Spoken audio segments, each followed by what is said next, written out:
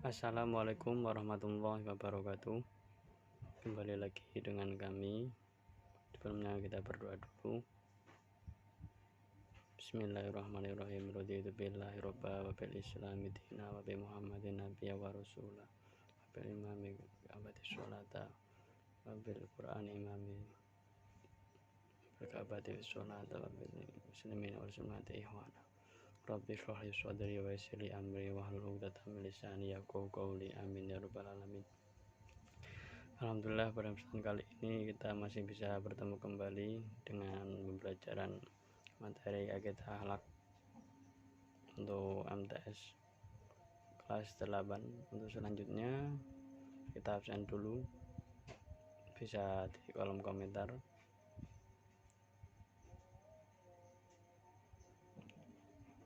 Pada kesempatan kali ini kita akan membahas mengenai akhlak terhadap Allah, Rasul, dan manusia. Langsung saja menginjak materi, kita mulai dengan basmalah bersama-sama. Bismillahirrahmanirrahim. Akhlak terhadap Allah Subhanahu wa ta'ala, yang mana kenapa demikian? Karena banyak hal yang mengharuskan kita untuk berakhlak kepada yang menciptakan kita. Karena Nabi bersabda, "Bu'istu liutamima makarimal akhlaki."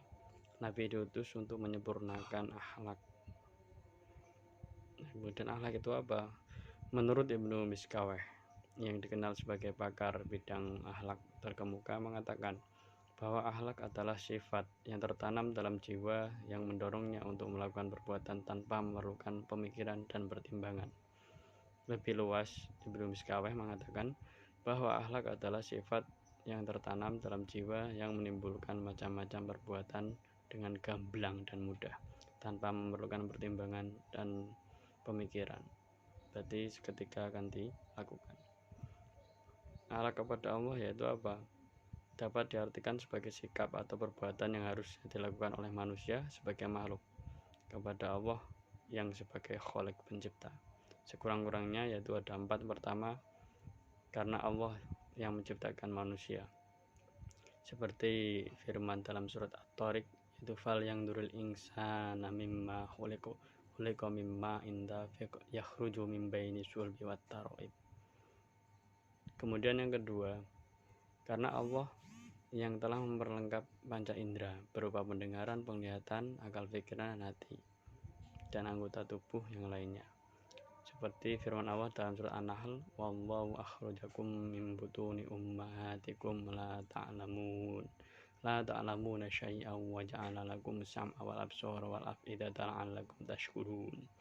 Dan bersyukurlah kepada Allah karena telah diberikan kenikmatan penglihatan, pendengaran, dan semuanya itu tiada lain adalah pemberian nikmat dari Allah. Yang ketiga, karena Allah yang menyediakan berbagai bahan dan sarana yang diperlukan bagi kelangsungan hidup manusia, apapun itu, seperti dalam firman surat Al-Jasyiyah, yaitu Allahul ladzi sakhkhara lakumul bahra litajriyal fulku fihi bi amrihi wa litabtaghu min fadlihi wa 'allakum tashkurun. Al-ayah.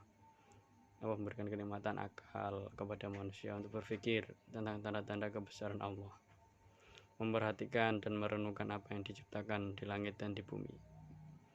Yang keempat adalah Allah lah yang memuliakan manusia dengan diberikannya kemampuan daratan dan lautan, seperti itu dalam surat Al-Isra, walaqad karamna bani adam wa hamalnahum fil barri wal bahri warazaqnahum minat thayyibati wa faddalnahum ala katsirin mimman khalaqna tafdila. Al-ayah.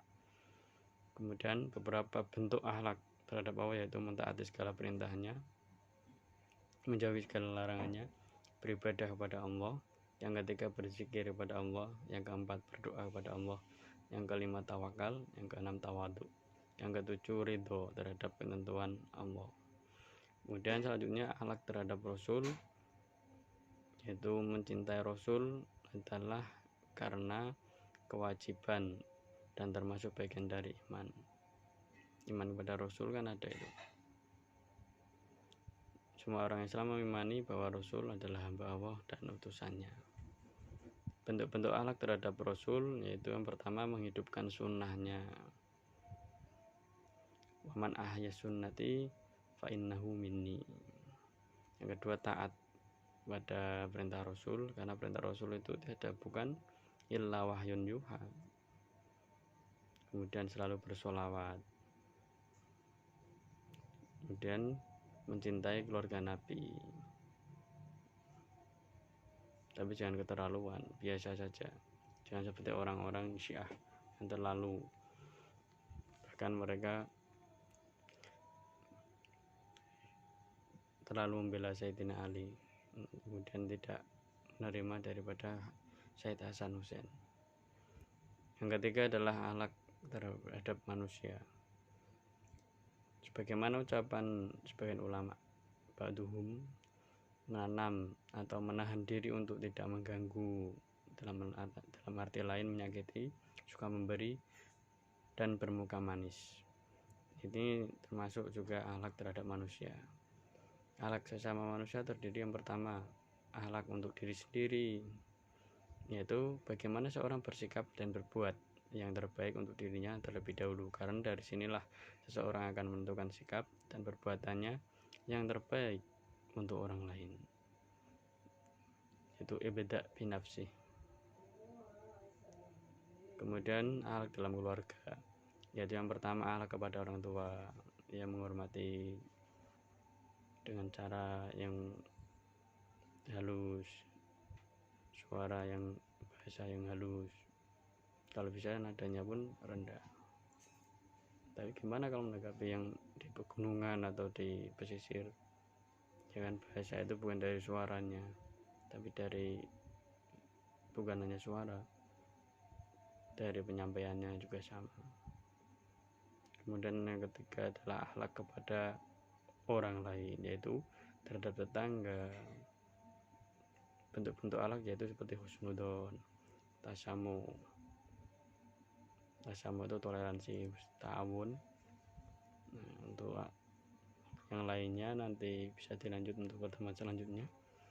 Itu saja. Apabila ada pertanyaan, kalau enggak saya tanya.